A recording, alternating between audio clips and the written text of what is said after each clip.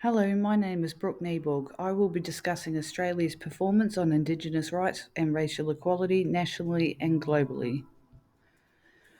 I will look into international norms and standards, historical context of Indigenous rights, racial equality in Australia, Australia's constitutional and legal frameworks, Australia's key indicators of performance, case studies on past and current initiatives, international assessments, reviews, and criticisms, and possibilities for progress within Australia to successfully improve racial equality and Indigenous rights for all of our First Nations people.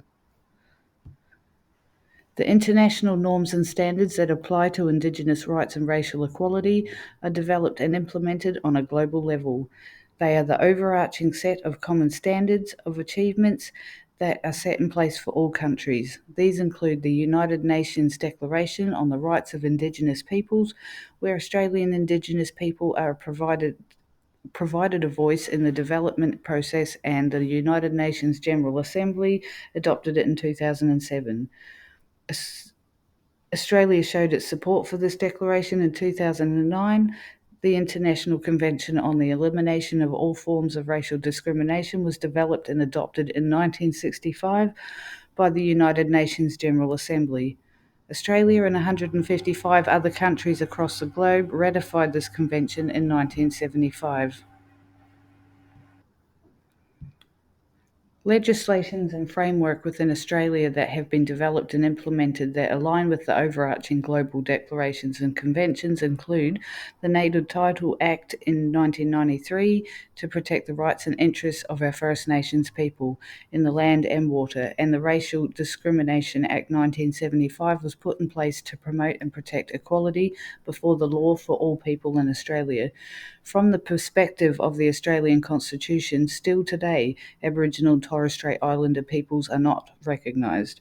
Only in 1967, in a referendum, did the Australian public agree to modifying Sections 51 and 127, which then allowed Australian government to make laws for Aboriginal and Torres Strait Islander peoples.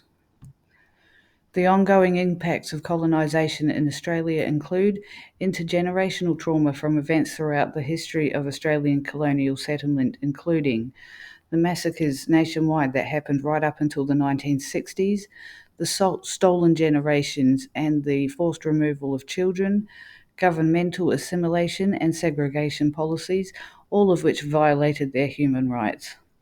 Terra Nullius, Captain James Cook, before he departed England and arrived in 1788 in Australia, he was instructed by the British government to only take possession of the land with the consent of the natives or if it was uninhabited. This was determined by the attitudes and assumptions of the 18th century British government. The British decided that the land of Australia, or New Holland, was unowned and unclaimed. It was found to be thinly and sparsely inhabited and held a lack of evidence to show that there was any farming or advanced agricultural practices established. The Indigenous peoples of Australia were labelled and treated as primitive in nature, and they still were only hunters and gatherers. Key indicators of performance between Australia and other countries with Indigenous populations show the following statistics. Statistics obtained in 2017 identify that out of 100,000 Indigenous people in Australia, 2,346 of those are incarcerated. This number places Australia at the highest, having the most incarcerated. In comparison, in the US, African American with the same total number of people have 2,207 incarcerated. Canada has 1,400 incarcerated, and New Zealand has 1,063 Māori people incarcerated. In healthcare, Australian Indigenous people fare better than other areas of the world, as the Australian government have provided funding for better access to adequate healthcare services for Indigenous peoples, specifically in the remote regions. Globally, for example, in Africa, access to adequate and appropriate healthcare is often reliant on foreign and humanitarian efforts and aid. Education is one of the top priorities of the Closing the Gap campaign in Australia, with the focuses on accessible early childhood learning and Year 12 completion. We are lucky in comparison to other countries to have access to funding, resources, and expertise. The table image figure shows that First Nation inequality is decreasing, which is positive, but the goals we have set for ourselves to reach equality at the rate it is going will take around 51 years. Areas of progress are: the national apology in 2008 was made by then Prime Minister Kevin Rudd. This was brought about by the Bringing Them Home report by the Human Rights and Equal Opportunity Commission in 1995. The aim of this apology was to recognise and acknowledge the trauma that was inflicted by the Australian government to the First Nations peoples through the forced removal of children and the creation of the Stolen Generations. The short-lived momentum from this has many sources stating that the meaning of this apology has crumbled away and Australia has moved backwards due to the current rates of Indigenous children being removed from family homes, sparking opinions that Australia is creating another level of stolen generation children. In 2007, the Council of Australian Governments made a pledge that aimed to close key gaps for Australian Indigenous peoples.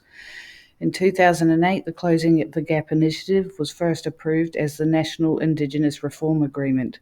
This agreement had 6 initial targets to close the gaps that range from life expectancy to employment outcomes. Moving forward to 2025, the Closing the Gap Initiative has 19 targets, with only 4 identified by the SNAICC data being on track. The United Nations General Assembly performs universal periodic reviews on the performance and progress of Australia every 5 years in the realisation of all human rights. In 2021, Australia underwent its 3rd review, and generally Australia fared well, with most countries expressing positive feedback. On the other hand, 47 countries expressed concerns over Australia's human rights progress and record, and 344 recommendations for improvement were made, including in areas of Indigenous rights and racial equality. Nationally, opinion about the findings of the review in the media has been negative. For example, in Western Australia, environmentalists are calling for a cease and desist for the permits of mining and development due to the destruction of Indigenous cultural heritage sites such as the Jacan Gorge Caves by Rio Tinto. For Australia to progress forwards and take positive steps towards a better future for our Indigenous population, we can ensure that Indigenous voices have the opportunity to be heard and allowed to be active participants in their futures and be recognised in our Constitution. Listen to and implement the recommendations that are put forward through the Universal Periodic Review, and hold more campaigns to raise public awareness and help to combat the systemic racism that this country has seen for many years.